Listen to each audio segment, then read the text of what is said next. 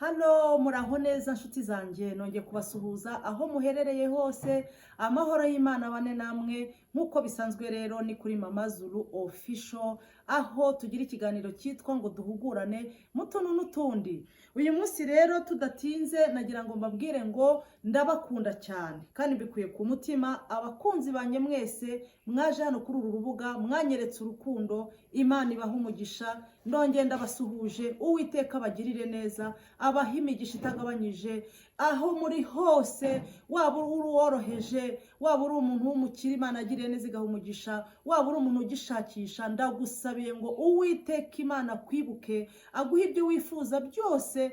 Ni ukuri yumve gusenga kwawe, yumve gusaba kwawe, ibyifuzo byawe byose Uwiteka Imana abyumve, abibahe. Kandi ni ukuri ndabyizeye ko Imana dusenga atari bayari. Imana dusenga irumva kandi iradukunda, ntizabura kutugirira neza. Ndabasuhuje rero, ni ukuri numva umutima wanjye wishimye kubw'ibiganiro byanjye mujya mukurikira, mukagaruka mumbwira muti kuraje cyane, turishimye, uradufasha. Bantu mujya munteramo imbaraga, Imana ibampera umugisha. Uyu munsi rero we mushyashya, reka nkubwire ntaribagirwa ngo kora subscribe kugira ngo uzajye ubona ibiganiro byacu uko bitambutse, ntihakagira ikintu na kimwe kigucika. Uzajye ubikurikira uko tugenda tubivuga, uko tubikurikiranya, uzajye ubikurikira ntihakagire ikigucika. Hanyuma rero nababwiye yuko tuzajya duhugurana dukoresheje ijambo ry'Imana, cyangwa se ku magambo yacu Imana izajya iba yadushyizemo. Ahasigaye twigishanye, duhugurane. Ntabwo muzambona mpanura, ntimuzabona mbwiriza nk'abapasiteri cyangwa se ababishopu cyangwa se abareverandi. Ntabwo ari byo muzabona. Njyewe ibyanjye bitandukanye n'iby'abandi. Naho nsoma ijambo ry'Imana, twarangiza tukarihuguriranamo, buri umwe wese akagira icyo akuramo. Ndashima Imana rero ko ibiganiro byanjye hari abo bifasha kandi bakambwira bati kuraje, tukuri inyuma, turagushyigikiye.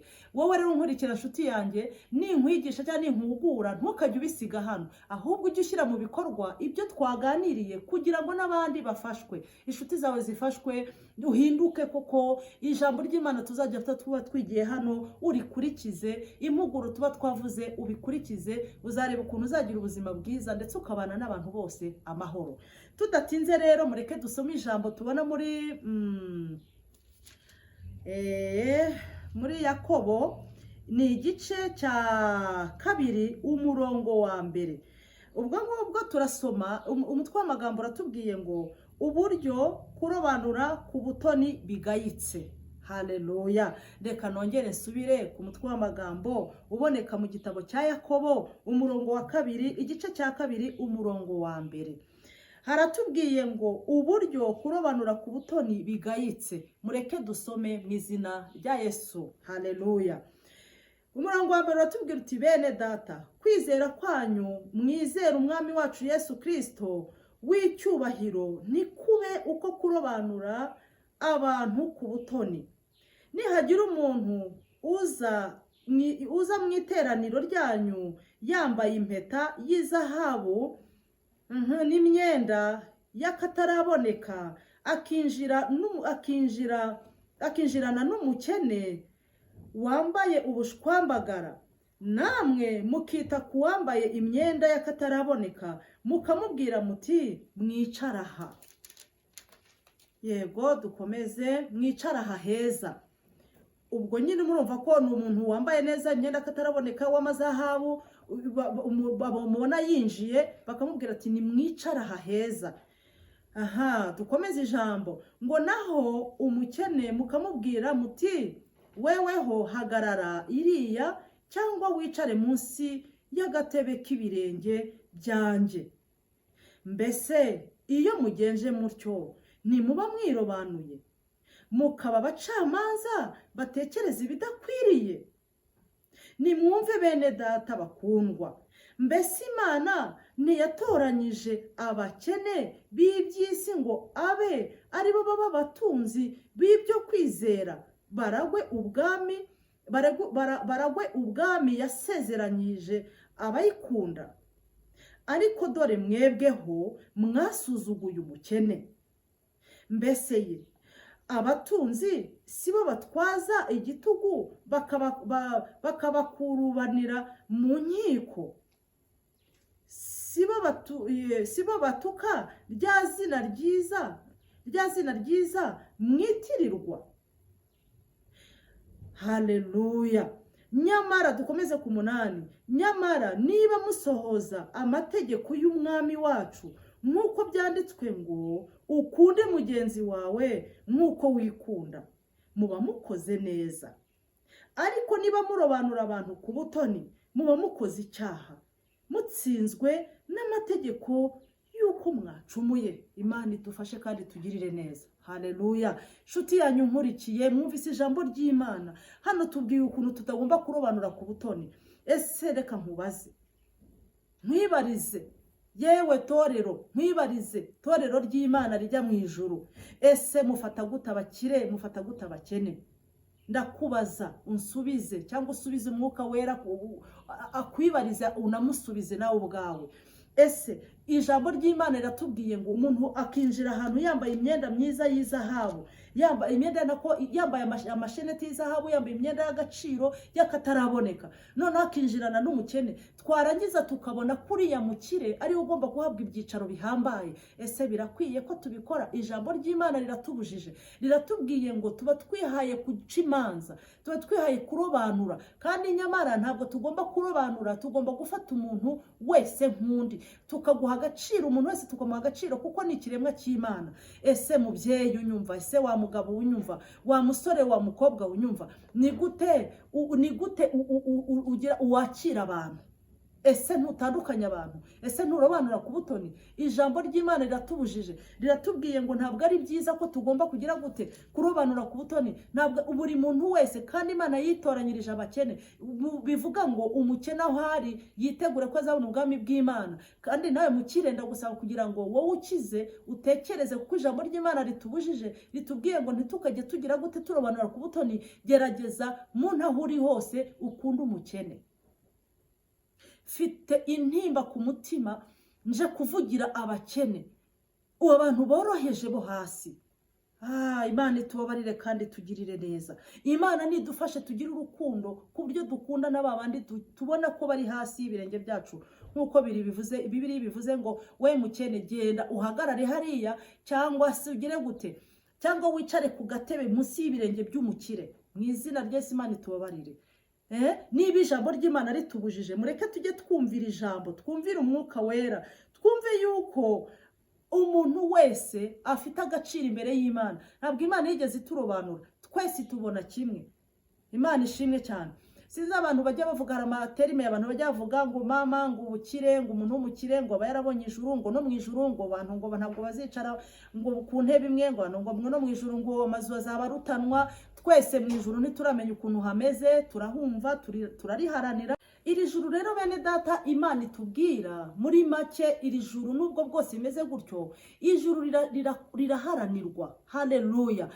Iburiya ijambo ry'Imana abakene Imana yashatse kutubwira, ijambo ry'Imana ryashatse kutubwira ntabwo ari abakene by'ubutunzi, ahubwo ni ukwemera tugakena, tukigomwa bigomba kuba indamu zacu, aho tukabigira igihombo, none tukemera tukabiheba kugira ngo tubone ubwami bw'Imana. Uwo niwo mukene Imana ivuga. Numara kugira kwigomwa ukavuga uti ibi bintu biraryoshye ariko ngomba kubireka, ibisindisha birasindisha ngomba kubireka, cyangwa se ibintu byose ubona bishobora kuguha ubutunzi ukabyiyima ukigira umukene wabyo, ni wowe ufite ubwami bw'Imana. Haleluya.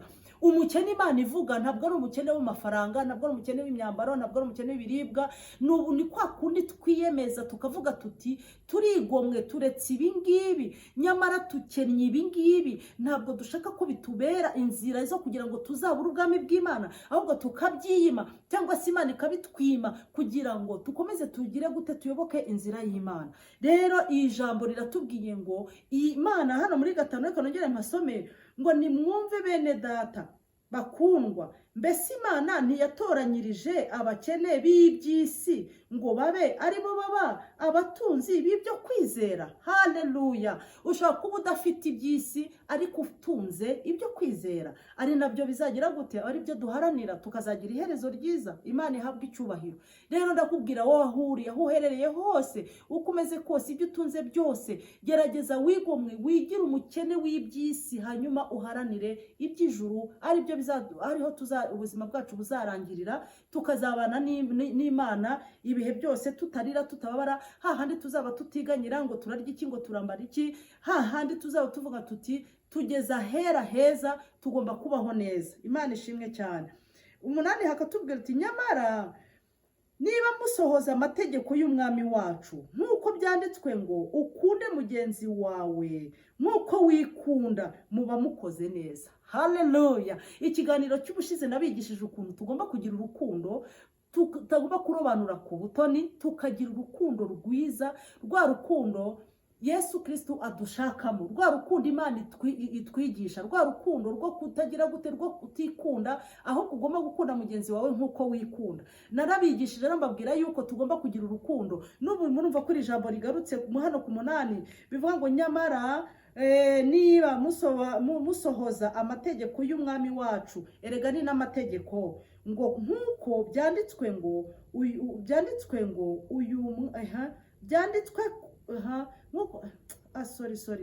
nyamara niba musohoza amategeko y'umwami wacu nk'uko byanditswe ngo ukunde mugenzi wawe nk'uko wikunda, muba mukoze neza. Ngo ariko niba murobanura abantu ku butoni, muba mukoze icyaha, mutsinzwe n'amategeko y'uko mwacumuye. Imana itugirire neza.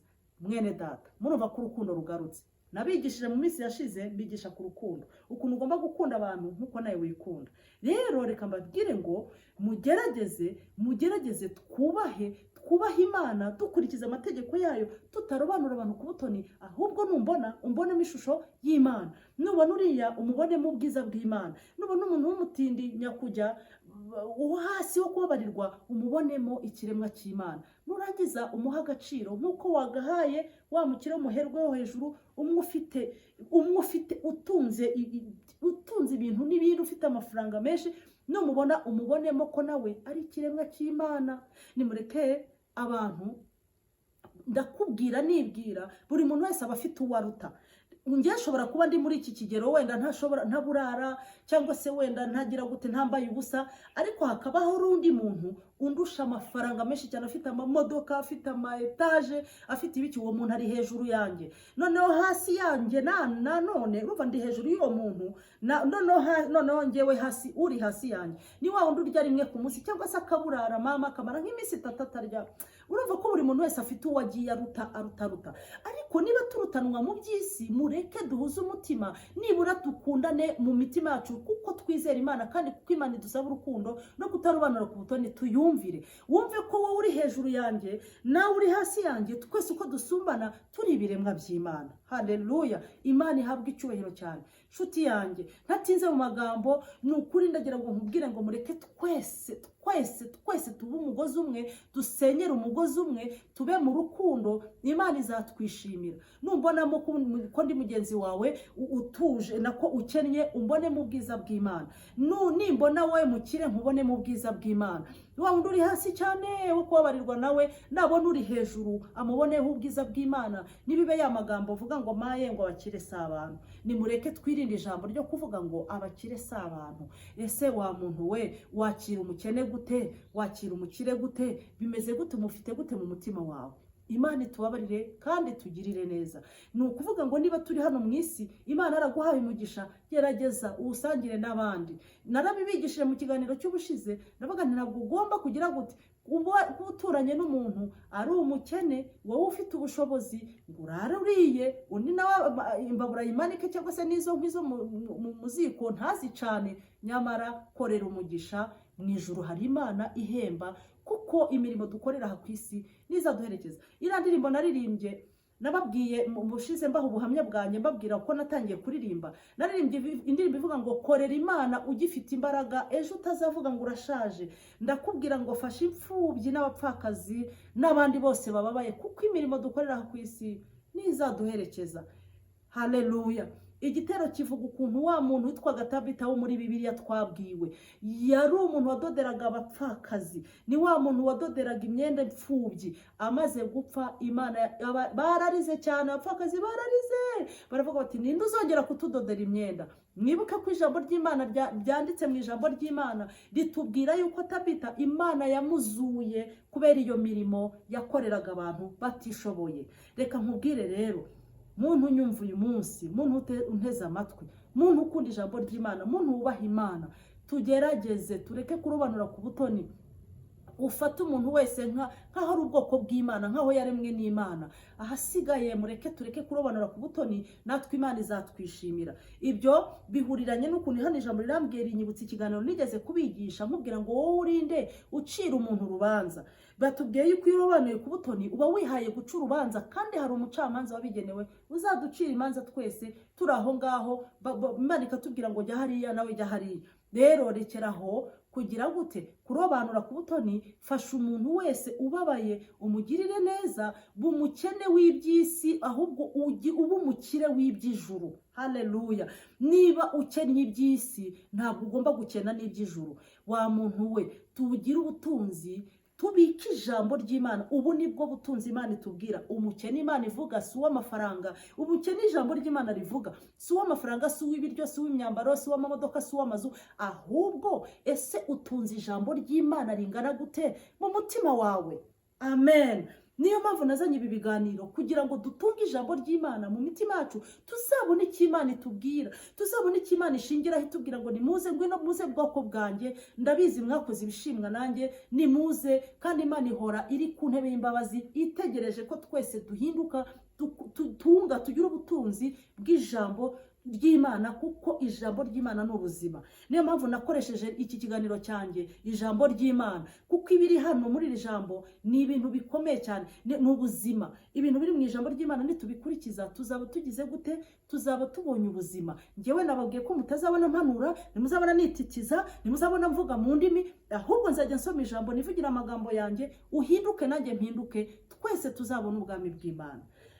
Reka rero ndekeraho. Ni bibari byinshi byo kuvuga, ariko iminota ikaba ari mike. Mureke munyemerere nsubikire hano, ubundi tuzongera duhure mu kiganiro cy'ubutaha, duhugurane mu tuntu n'utundi, aho tuvuga ibintu byinshi cyane bitandukanye. Hanyuma rero wowe mukunzi wanjye, fata iki kiganiro ucyumve cyose ukirangize, ntukajye ugicikiriza. Ahasigaye ugisangize n'inshuti zawe n'abavandimwe bawe, nabo bishime, kuko hari umuntu wakumvamo ijambo rikamuhindura. Murakoze cyane abakunzi banjye, nongere mbabwire ngo ndabakunda, naho ubutaha. Bye bye.